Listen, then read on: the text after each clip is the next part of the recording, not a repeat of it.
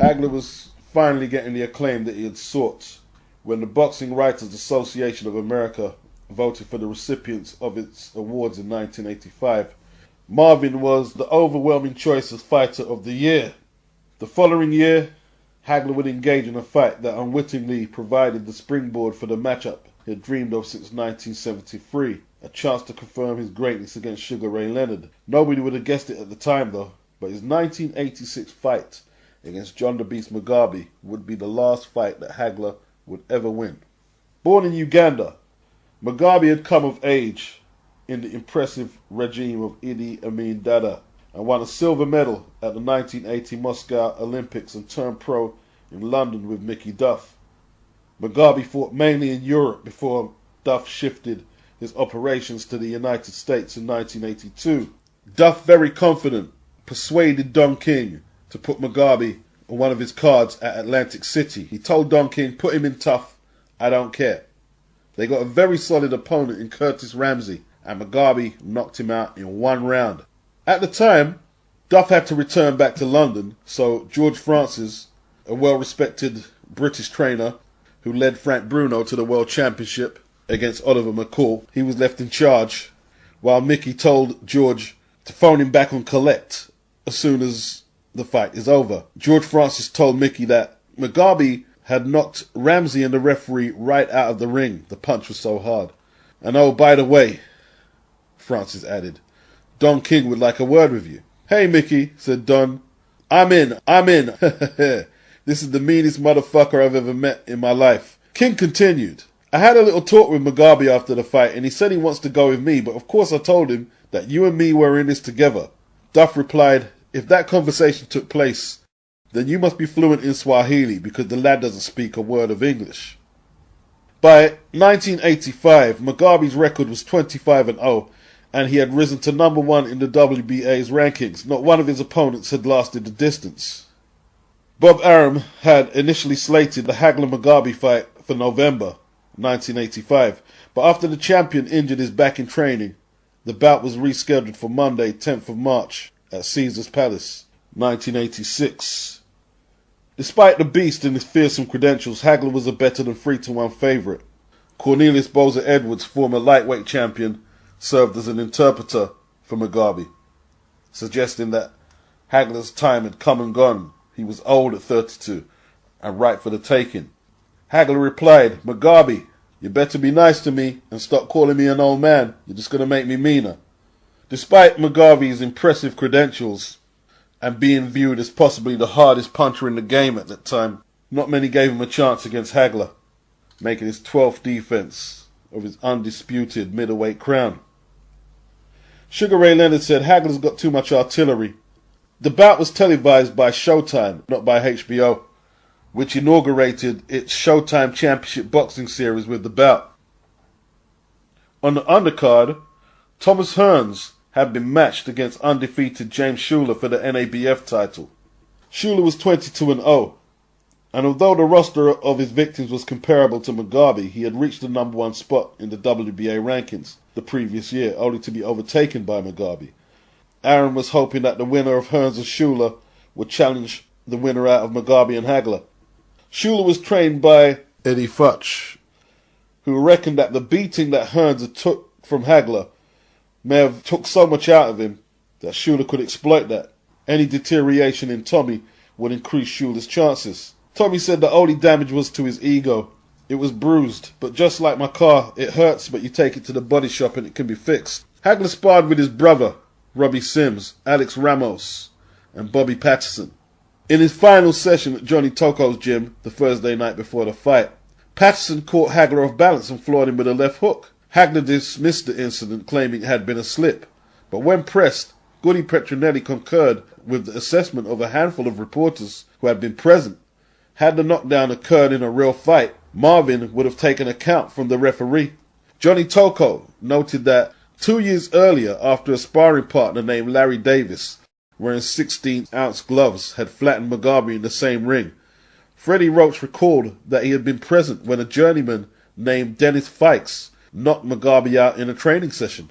A day before the championship bout, Sims was matched against John Collins in what was supposed to be a piece de resistance of that afternoon's NBC Sports World presentation. Collins, a highly regarded middleweight prospect from Chicago, once trained by Emmanuel Stewart, had just lost once to Tony Simpson in 36 pro fights. The networks wound up with a lot of time to fill as Sims scored a first-round TKO. Afterwards, Arum announced plans to match Hagler's brother, Robbie Sims, against Roberto Duran that summer. Ooh, what a fight that was. Robbie was always a hell of a prospect, said the promoter, but he always screwed around too much. This time he put his fight on at the same time as Marvin's and sent them to training camp together in Palm Springs. With Marvin around, he had to behave himself. On Monday morning at the Sports Pavilion, Hagler weighed in at 159.5, Mugabi 157. Mills Lane, the Reno district attorney, who had refereed Hagler's 1979 draw with Antofermo, was appointed to work Hagler-Mugabi, while Richard Steele drew the Hearns-Schuler fight. Carlos Badia was named to work Richie Sandoval's bantamweight title defense against Gabi Canizales. Although few expected the verdict would go to the scorecards, an all-Nevada slate of Dave Moretti, Dalby Shirley and Jerry Ruff was assigned to judge the main event. In his first taste of combat since being knocked out by Hagler a year earlier, Hearns required just over a minute to dispose of Schuler. The hitman got Schuler's attention with a series of early leads, before catching him with a left hook that forced the Philadelphian to drop his hands. Tommy drove his opponent into a neutral corner with a right hand, and then delivered another big right that sent Schuler to the floor. Schuler showed little interest in getting up, as Steele counted him out. The other featured bout on the undercard produced a frightening outcome as Canizales knocked down Richie Sandoval 5 times in 7 rounds, the last of which left the champion twitching in convulsions as Padilla and ringside physicians tried to remove his gum shield. Following the seizure, Sandoval was rushed to Valley Hospital, and although he recovered, it was his last fight. Arum offered him a job as a publicist stroke translator with top rank in exchange for a promise he would never fight again, and Sandoval sensibly accepted. Canizales, who visited Sandoval in the hospital the next morning, joined most ringsiders in critiquing Padilla's handling of the bout. "I think he should have stopped it after the second round," said the new champion. "I knew I had really hurt him then, and he was ready to go." Padilla, the man who had stopped Leonard Benitez with just 6 seconds on the clock, lamely explained, "If I stop the fight too early, then the crowd is not allowed to see it to its conclusion." When Mike Katz spoke to Padilla later that night, the referee claimed that it wasn't his job, but that of Sandoval's corner to stop the fight. There had been 2 ambulances stationed outside the dressing rooms. One of them had been used to rush Sandoval to the hospital, and the other one was revving up his engines to take James Schuler there after his knockout defeat to Thomas Hearns. Schuler recovered and walked out the arena under his own steam, but a week after his first loss, he was dead at 26, killed in a motorcycle accident. Thomas Hearns not only flew to Philadelphia for the funeral, but returned the NABF belt he had won from Schuler so that his fallen foe could be buried with it. It had rained for much of that day throughout the undercard, and the nearly 15,000 in attendance had been issued plastic garbage bags to protect their expensive clothing. The downpour subsided just before Hagler to the strains of James Brown's Living in America and Mugabi entering the arena. In an attempt to confuse Mugabi, Hagler opened up from an orthodox stance, but Mugabi hardly appeared to notice. "I tried to confuse him by coming out right-handed, but then I had to retreat a little bit and try to wear him down," Hagler recalled later. He had Mugabi in trouble in the 6th, but ended up bleeding from his nose at the end of the round. Hagler admitted he got caught with too many shots, but that was mainly because he had to take the fight to Mugabi. Lane took a point from Hagler for a low blow in the 7th. And as the evening wore on, with Mugabi still on his feet, to chants of "Beast, Beast" began to emanate from the crowd. Hagler was landing right jabs virtually at will, but his left hand, time and time again, fell short or flew over Mugabi's head. Hagler had Mugabi on the run in the 9th, but Lane halted the action and took Mugabi to his corner for repairs on loose tape on one of his gloves. Recognizing the respite as a fortunate break. Duff, even as he rewrapped Mugabi's glove, told his fighter, "Congratulations, you just got back in the fight." By the 11th, Hagler's right eye was nearly closed, but the war of attrition had taken its toll on the challenger. Midway through the round, Hagler landed 4 straight punches, a right, a left, and 2 more right hooks that ended the fight. The beast reached out and tried to grab the ring rope as he fell to the canvas, but once he hit the floor, there was no getting up. The best he could do was roll over in a sitting position as Mills Lane counted him out. If he had got back up and Lane had let him continue, the man could have been seriously hurt, really badly, said Hagler. When he was interviewed by Al Bernstein in the ring immediately afterwards, Hagler suggested that the Mugabi fight might have been his last. "Aren't you going to miss me?" he asked the broadcaster. That night, the Petronellis met with Hagler in his suite to discuss the future. "Right now he's tired, he's sore and he hurts, but I think he'll be ready to fight Tommy Hearns again in November," said Pat Petronelli. "I just told him, hey, you're the one that's hurting right now.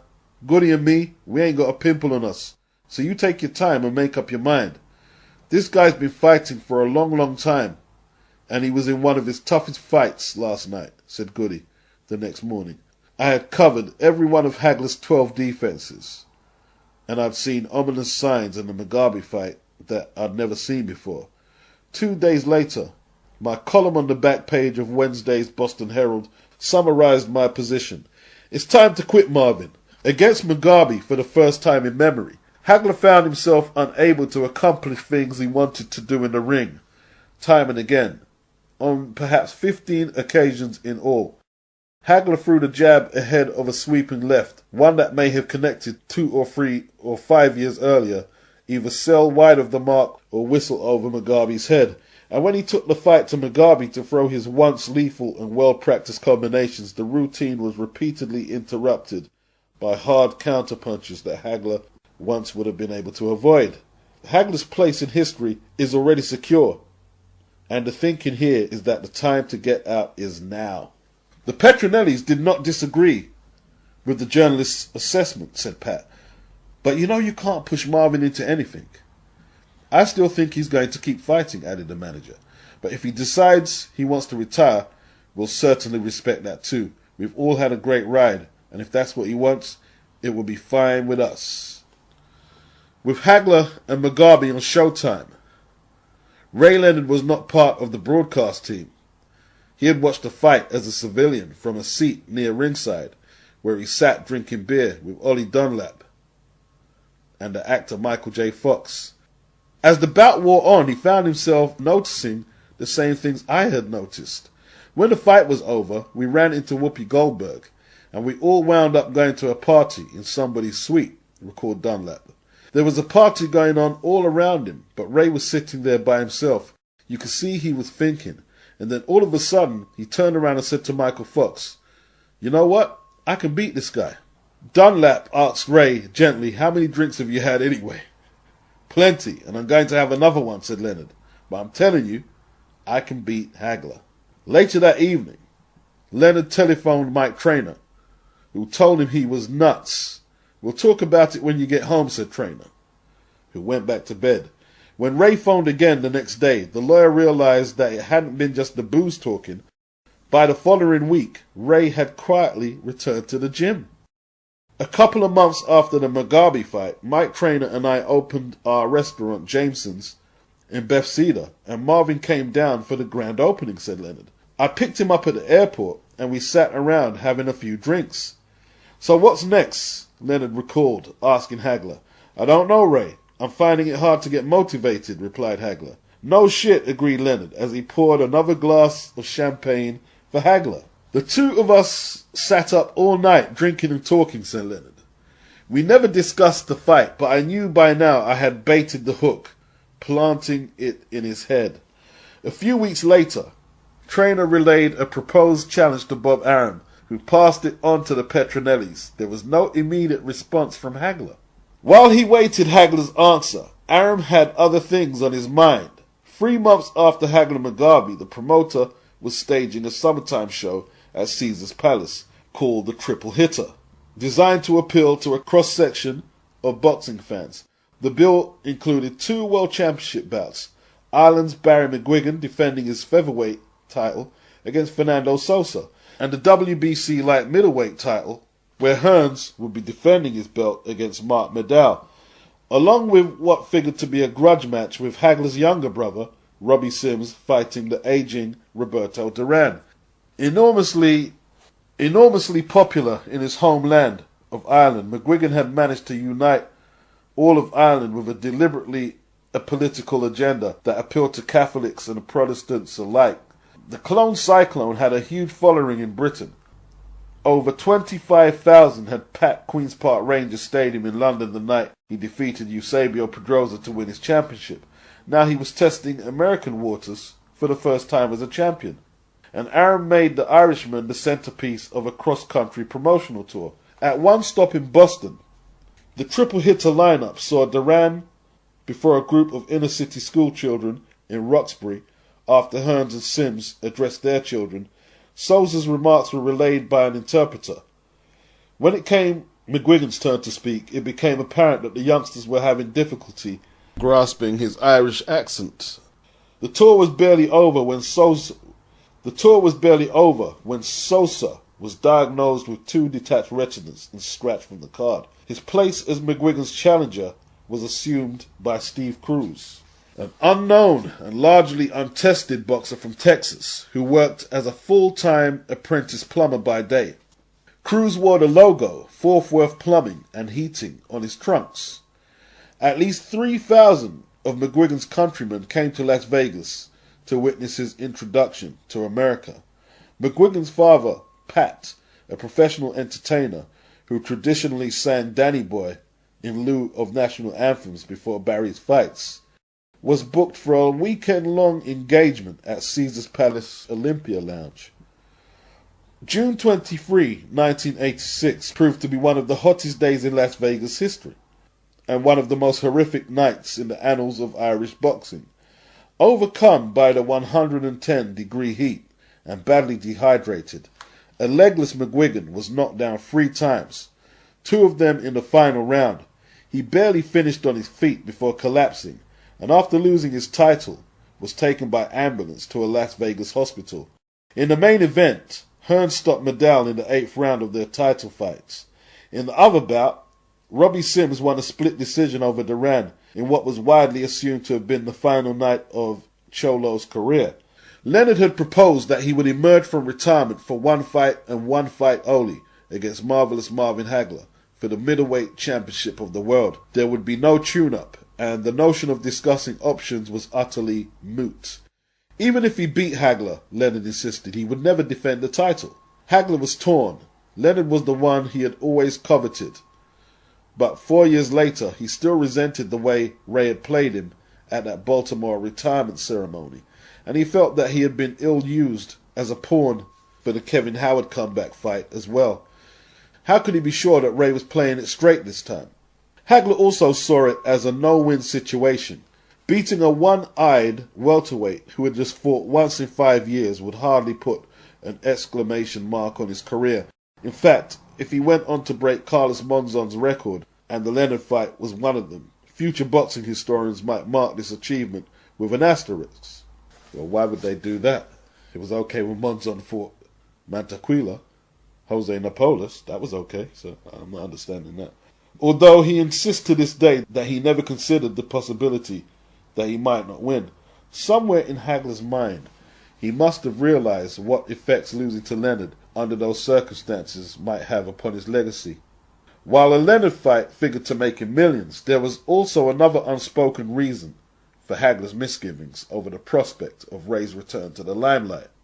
Between Ray's absence and the sensational nature of his win over Hearns, Hagler, by the mid-80s, became the sport's most visible active practitioner, playing off his menacing demeanor and fearsome reputation.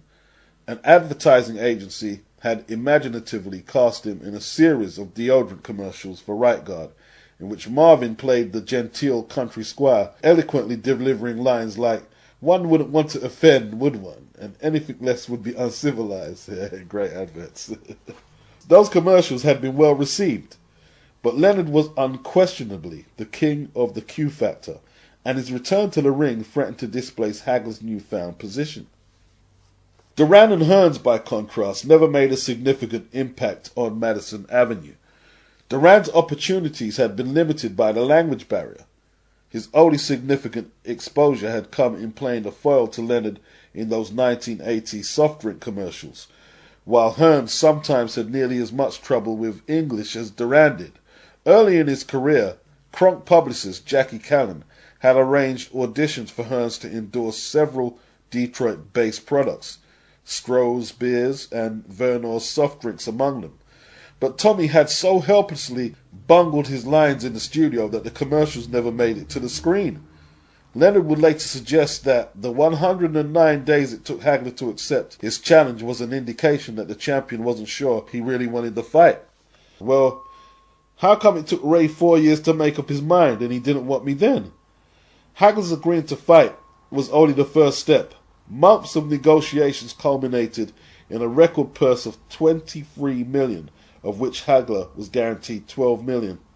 It was just the third time in Leonard's career, Wilfred Benitez and Duran being the other two, where he would be paid less than his opponent. But Hagler's representatives made several concessions in other important areas that more than offset the cosmetic differences in their purses.